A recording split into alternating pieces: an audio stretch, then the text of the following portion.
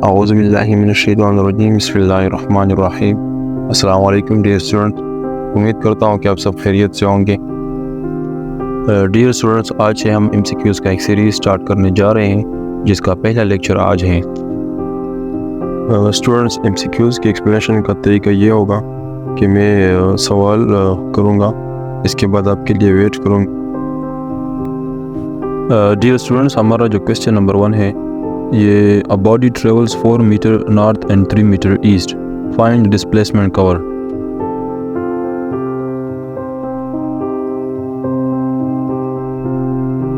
Students, आपको जो है सवाल में गिवन है 4 metre north and 3 metre east और आपसे डिस्प्लेसमेंट कवर पूछा गया है। जब आप गौर करेंगे ऑप्शंस पर तो ये सवाल जो है ये दो हिस्सों पर मुश्तमिल है, एक मैग्नीट्यूड और दूसरा जो है वो डायरेक्शन। फर्स्ट ऑफ ऑल हम डायरेक्शन की बात करते हैं। डायरेक्शन के लिए आपको कार्डिनल डायरेक्शन पेज पर बनाना पड़ेंगी, यानी नॉर्थ, वेस्ट और ईस्ट, साउथ। तो जैसा कि आपको कहा गया है कि 4 मीटर टूवर्ड नॉर्थ और फिर 3 मीटर टूवर्ड ईस्ट, तो इन दोनों पॉइंट्स के दरमियान आपने लाइन खींचनी है जो कि हमारा डिस्प्लेसमेंट होगा, ठीक है। तो इससे हमें अपना जो डायरेक्शन है वो हमें मालूम हो जाता है कि ये जो है ना नॉर्थ ईस्ट की तरफ डायरेक्शन है। और मैग्नीट्यूड फाइंड करने के लिए आपको ये फार्मूला दिया गया है D = √x² + y², और आप इसमें वैल्यूज़ पुट करेंगे तो इससे आपके पास 5 मीटर नॉर्थ ईस्ट आंसर आ जाएगा, ठीक है। तो आपने इस तरह इसको हल करना है। तो नेक्स्ट जो क्वेश्चन है, अ body travels from point A to point B and then back to C which lies between A and B. If the length of the path is 10 meter, find the distance and displacement. इस question में आपको दो points दिए गए हैं, points A और B, और इन दोनों पॉइंट्स के दरमियान एक तीसरा पॉइंट है जिसे C का नाम दिया गया है, जो इन दोनों पॉइंट्स के बीच में है, ठीक है। और A से लेकर B तक का जो पाथ है वो हमारे पास 10 मीटर है। तो आपसे सवाल में पूछा गया है कि डिस्टेंस और डिस्प्लेसमेंट कितना कवर हुआ है, आप इसका जवाब दीजिए।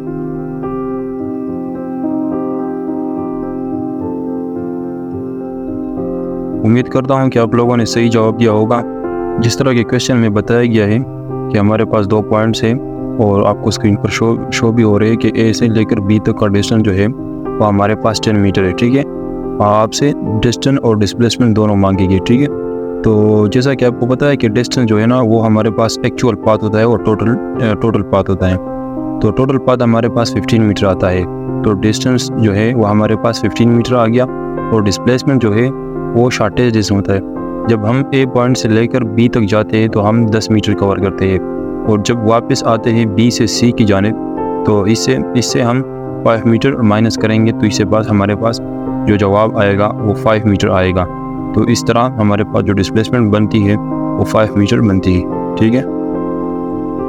नेक्स्ट जो क्वेश्चन है, body moves from P to Q, find displacement in vector form, magnitude of displacement and direction of displacement.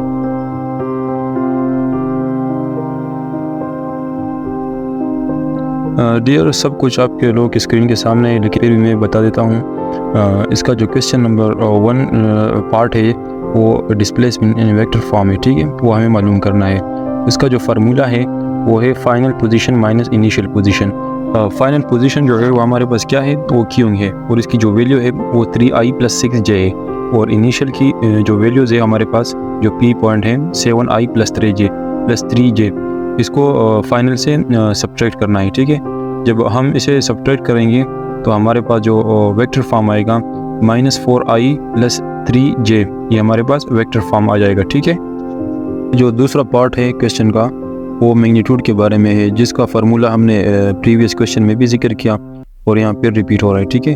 तो आप जो वेक्टर फॉर्म आ जाता है, जब उससे आप जो वैल्यूज़ आ जाती है और इसमें आप पुट करेंगे तो ये आपको आसानी से मैग्नीट्यूड ऑफ डिस्प्लेसमेंट का वैल्यू दे देगा, ठीक है।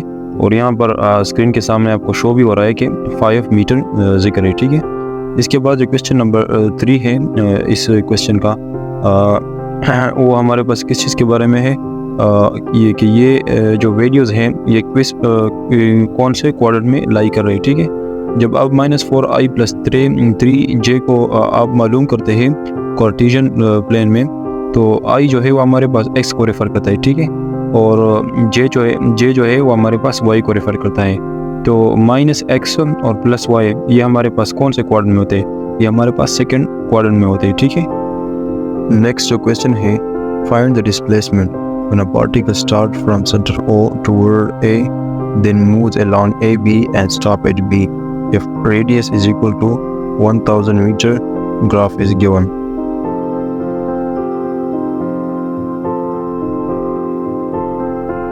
उम्मीद करता हूँ स्टूडेंट्स कि आपने इसका सही जवाब दिया होगा, लेकिन फिर भी अगर किसी को कोई मसला हो तो मैं रिपीट कर देता हूँ।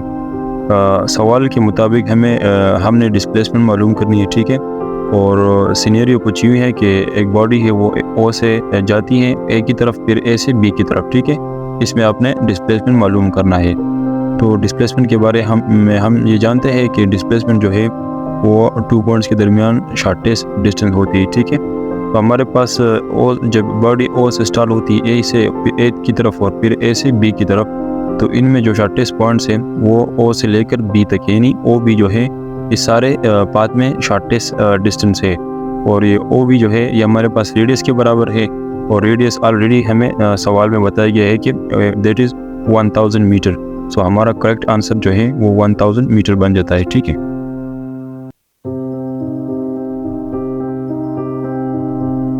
नेक्स्ट जो क्वेश्चन है, find the ratio of distance to displacement when a body start from point A to point B as shown.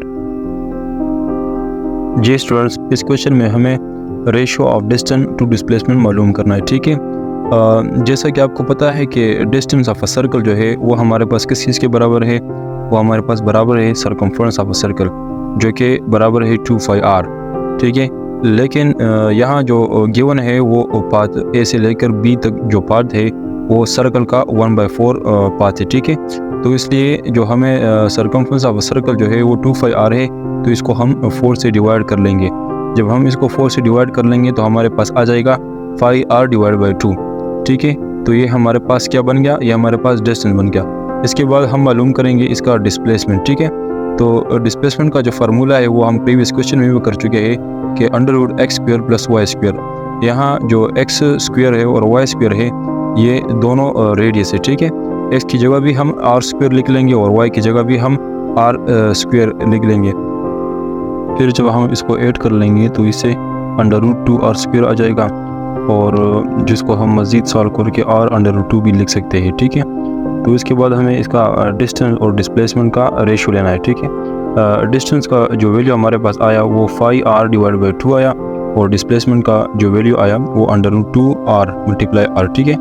जब इन दोनों को हम डिवीजन फॉर्म में लिख देते हैं तो इससे हमारे पास आ जाता है 5/2 √2, ठीक है।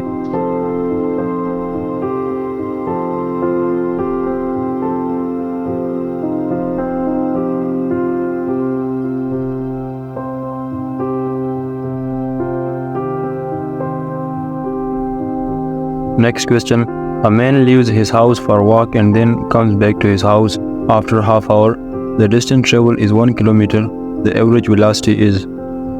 स्टूडेंट, इस सवाल में एवरेज वेलोसिटी का जिक्र है और एवरेज वेलोसिटी मालूम करना है, ठीक है। तो एवरेज वेलोसिटी जैसा कि आपको पता है कि total displacement divide by total time, लेकिन यहाँ पर जो डिस्प्लेसमेंट है वो हमारे पास 0 है, इसलिए एवरेज वेलोसिटी भी 0 है, ठीक है। तो इसका करेक्ट आंसर है 0।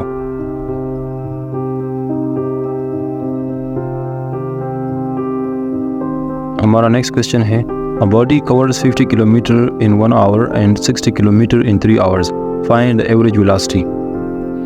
स्टूडेंट, ये क्वेश्चन जो है ये एवरेज वेलोसिटी से रिलेटेड है और इसमें एवरेज वेलोसिटी मालूम करनी है। एवरेज वेलोसिटी का जो टॉपिक है ये MCQ के लिहाज से बहुत ही अहम है। इसके 4 to 5 फार्मूलाज हैं जो मैंने नेक्स्ट स्लाइड पर पेस्ट किए हुए हैं। तो अगर आपने इस तरह के क्वेश्चन सॉल्व करने हैं तो उसके लिए ये लाजिम है कि आप इस फार्मूलाज को याद करें, ठीक है।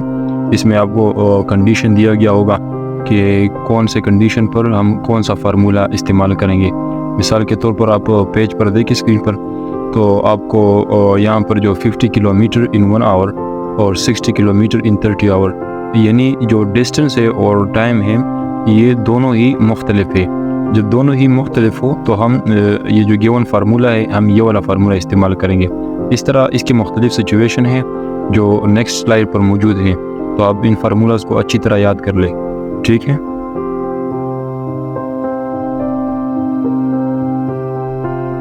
नेक्स्ट क्वेश्चन है, a car is moving with a velocity of 15 metre per second in 10 second and 20 metre per second in 20 second, what will be the average velocity. Students, ये वाला क्वेश्चन भी एवरेज वेलोसिटी से related है और इन किस्म के सवालात पर सारों के सारों पर ही फार्मूलाज अप्लाई होते हैं, ठीक है। तो आपने जो करना है वो इनके फार्मूलाज को याद करना है। यहाँ मैं आपको समझाना चाहता हूँ कि यहाँ जो कंडीशन है वो हमारे पास डिफरेंट वेलोसिटी और डिफरेंट टाइम है। तो नेक्स्ट जो प्रीवियस स्लाइड था उस पर जो फार्मूलाज नंबर 2 लिखा हुआ है, V1T1 plus V2T2 divide by T1 plus T2, ये वाला फार्मूला इस पर अप्लाई होगा।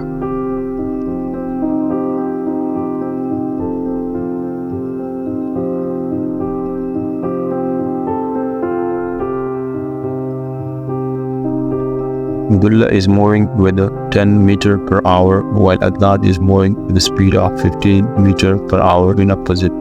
Find the speed of Adnan with respect to the speed of Abdullah. Dear students, relative velocity के मुतालिक कुछ पॉइंट्स हैं जो मैं बताना चाहता हूँ जो बहुत ज़्यादा इम्पोर्टेंट है MCQ के लिहाज से। इसमें पॉइंट नंबर 1 जो है ना, जब भी दो बॉडीज़ अपोजिट डायरेक्शन में जा रही हो, मिसाल के तौर पर दो बॉडीज़ हैं, एक वेस्ट की तरफ जा रही है और दूसरा ईस्ट की तरफ, ये दोनों अपोजिट डायरेक्शन है, ठीक है। जब भी हमसे पूछा जाए इनका रिलेटिव वेलोसिटी तो हमने इन दोनों बॉडीज़ की वेलोसिटी को ऐड करना होगा। तो इस तरह हम इसकी रिलेटिव वेलोसिटी मालूम कर सकते हैं। दूसरी केस में जब दो बॉडीज़ हो और उनका डायरेक्शन जो है ना, डायरेक्शन ऑफ मूवमेंट जो है वो सेम हो, तो उनका रिलेटिव वेलोसिटी एक दूसरे से माइनस किया जाता है। मिसाल के तौर पर दो बॉडीज़ है और दोनों ही ईस्ट की तरफ जा रही है और हमसे पूछा जाए कि इसका रिलेटिव वेलोसिटी मालूम करें, तो हमने V2 माइनस V1 या V1 माइनस V2 करना होगा और इससे हमें रिलेटिव वेलोसिटी मिलेगी। पॉइंट नंबर 3 जो है रिलेटिव वेलोसिटी के मुतालिक, जब हमसे सवाल में पूछा जाए कि find the velocity of body 1 with respect to body 2, तो हमने जो रिलेटिव वेलोसिटी मालूम करनी है ना, तो वो V1 माइनस V2 होगा। इस तरह अगर हमसे पूछा जाए कि find the relative velocity of the body 2 with respect to the body 1, तो देन हमने V2 माइनस V1 से रिलेटिव वेलोसिटी मालूम करना होगा। पॉइंट नंबर 4 जो है ना, वो ये है कि अगर किसी भी चीज़ का जिक्र ना हो और आपसे सिंपली पूछी जाए कि रिलेटिव वेलोसिटी, तो आपने V2 माइनस V1 से मालूम करना होगा। और पॉइंट नंबर 5, जब दो बॉडी जो है ना वो राइट एंगल पर एक दूसरे के साथ मूव कर रहे हो, तो रिलेटिव वेलोसिटी इस केस में जो होगा वो under root V1 minus V2।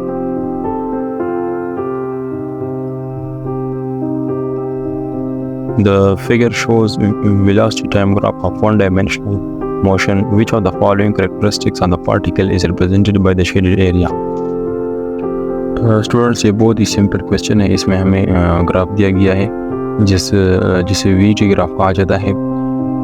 इसमें y एक्सेस पर जो है ना वो वेलोसिटी है और एक्सेस पर जो है वो टाइम है, ठीक है। तो जैसा कि हमें एरिया का फार्मूला मालूम है, that is perpendicular multiply base. यहाँ पर जो परपेंडिकुलर है वो वेलोसिटी है और बेस जो है ना t है, और इन दोनों का प्रोडक्ट हमें डिस्टेंस देता है, ठीक है। तो ये VT ग्राफ का शेडेड एरिया हमें डिस्टेंस देता है।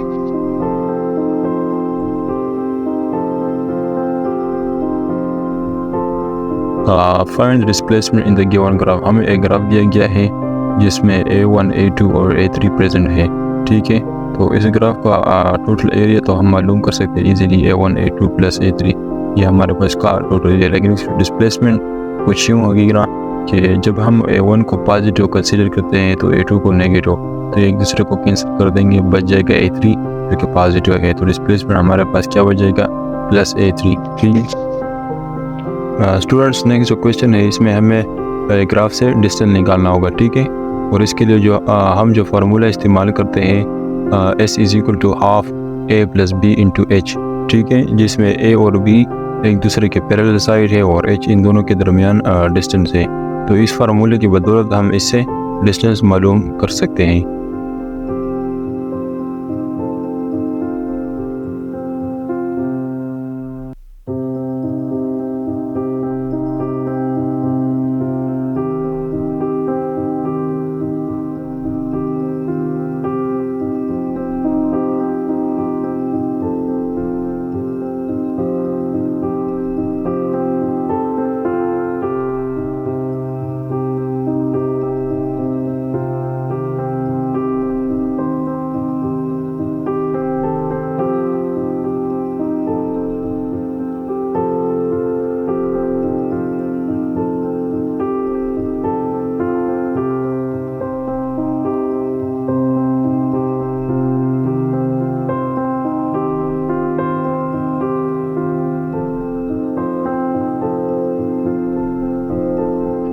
नेक्स्ट जो क्वेश्चन है वो इक्वेशन ऑफ मोशन से रिलेटेड है और इसमें क्वेश्चन नंबर 1 जो है what will be the distance covered by the free falling body with in 6 second. Distance वाले जो सवाल होते हैं वो जिसमें 10 सेकेंड या 8 सेकेंड या विदिन या ऑप्शन इसकी डिस्टेंस वालों करता हो आपसे सवाल में पूछा जाए विदिन 10 सेकेंड तो आपने ये वाला एक्सरसाइज करना होगा। और जबकि आपसे डिस्टेंस मार्क हुआ क्या हो लेकिन आप जो 8 सेकेंड सवाल किया जाए फिर आपने ऐसी और मुझे मार्क हो। Next question है what is the distance covered by free falling body after 6 seconds। जिस तरह मैंने बताया कि ये जो विदन या ड्यूरिंग या बिटवीन या आफ्टर एन तो एन वाले सवाल होते हैं डिफरेंशिएशन क्लियर होते हैं ठीक है। तो इसको आप जिन आपसे तक तरह सवाल में और डिस्टेंस नीचे दो तो आपने ऐसे डिफरेंशियल फाइव को और ये वाला फार्मूला अप्लाई करना होगा। और जब भी विदन ड्यूरिंग या बिटवीन 10 सेकंड होगा तो फिर ऐसे डिफरेंशियल 10n-5 ये वाला फार्मूला अप्लाई करना होगा। स्टूडेंट जिस तरह मैंने आपको प्रीवियस MCQs में बताया कि जब भी सवाल में विदन ड्यूरिंग और बिटवीन आ जाए तो उसके लिए जो फार्मूला इस्तेमाल करते हैं डिस्टेंस के लिए that is S is equal to 10n-5।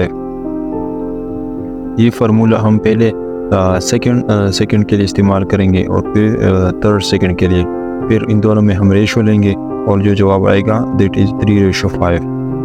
The next question is a car began its motion with a velocity. इस क्वेश्चन में डिस्टेंस ट्रेवल के बारे में सोचा गया है जिसके लिए आप इक्वेशन ऑफ मोशन से यूज करेंगे। दूसरी बात ये है कि आप लोग इक्वेशन ऑफ मोशन याद होनी चाहिए और इनमें जो बेसिक डिफरेंस या कौन सा इस कंडीशन के अनुसार माफ करेंगे ये नहीं जब हम इक्वेशन फॉर द अगर आपको सवाल दिया गया हो जिसमें डिस्टेंस गिवन तो आप इस सिचुएशन को इस्तेमाल नहीं कर सकते क्योंकि फर्स्ट इक्वेशन ऑफ मोशन नहीं